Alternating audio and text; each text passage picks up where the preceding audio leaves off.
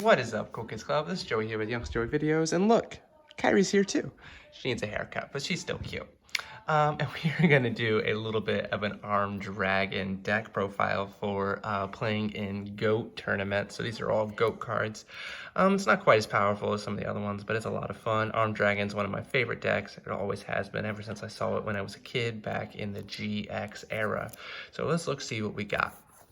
First things first, we have 3 Armed Dragon level 3s. If you're not aware how the deck works, basically those Armed Dragon level 3s, if they are around during the standby phase, get to level up into our Armed Dragon level 5s. A little bit like an RPG or like Pokemon, it goes from level 3s into level 5s. Now, if those level 5s attack somebody and beat them by battle, they get to evolve into our level 7s. So we have 3 level 3s, 3 level 5s, and only 2 level 7s. The main reason why we only have 2 level 7s because they cannot be normal summoned. The level 5s can be normal summoned, distributed with 1 tribute. Level 7s specifically have to level up. The level 5s, if you discard a monster, destroy 1 monster on the field with a less attack. Level 7, if you discard a monster, it destroys every monster on the field with less attack. So they're both basically some removal and pretty darn powerful. We also have 1 Twin-Headed Behemoth. Twin-Headed Behemoth, its ability basically can only be used once per duel, but it just gets to come back and be tribute fodder or to, suck up some life points. We also have 3 Luster Dragons. It's very useful to have just a big beater on the field, especially with some of the wind support. Everything so far has been wind dragons. So wind support and dragon support both are benefited by having those 3 Luster Dragons. Next, we have 3 Mass Dragons. Basically how these work is they're like Mystic's Mado or something like that, where if they get attacked and destroyed, then they get to come back, or we can summon any monster back, or any dragon monster specifically. So we can use it to basically bring back the Armed Dragon level 3. And then that Armed Dragon level 3 can therefore evolve into level 5. So again, Mass Dragon can do any dragon that's 1500 or less attack, so pretty useful.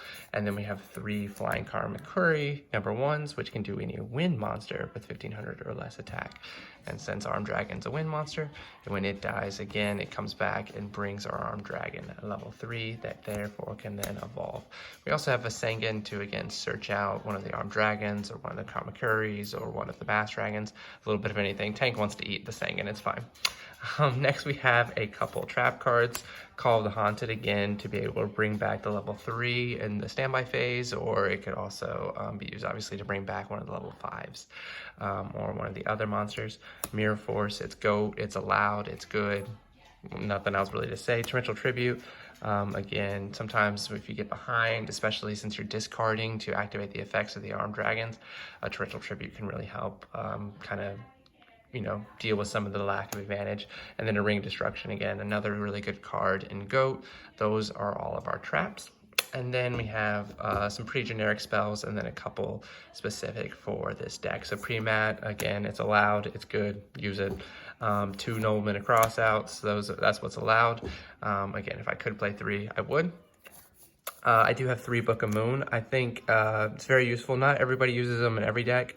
But again, I think it's good to kind of slow down some other people. It is sometimes bad because, other people are playing more flip monsters than I am and everything like that, but still not a bad card.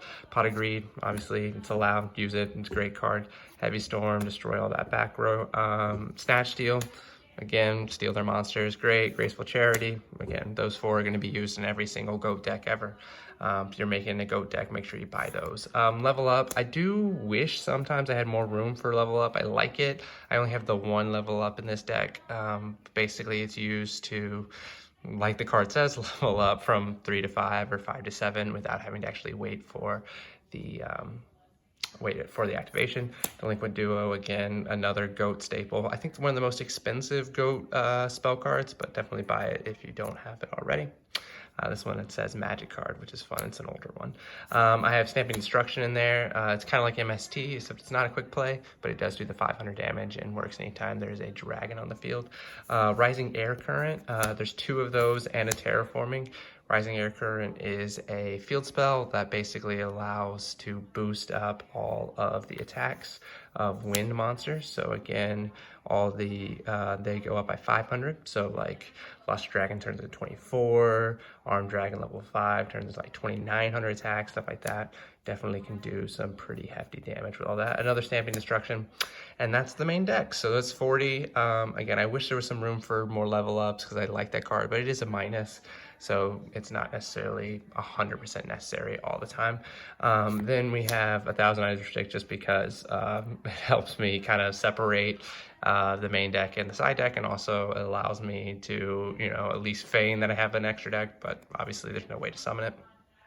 Then the side deck, Magic Cylinder, a good trap card to kind of, you know, fend off some battle. 3 Solemn Judgments. I really like Solemn Judgment, but I'm not allowed to have it in the main deck because I like to use it willy-nilly, and I end up down behind with life points. Jinzo, in case there's a whole bunch of traps. Mobius, again, I have frequently at least something to tribute off, so Mobius is a good monarch to kind of help with some of that back row. Another Stamping Destruction, NMST, a Lightning Vortex, again similar effect obviously to the Armed Dragons, just to destroy some extra monsters.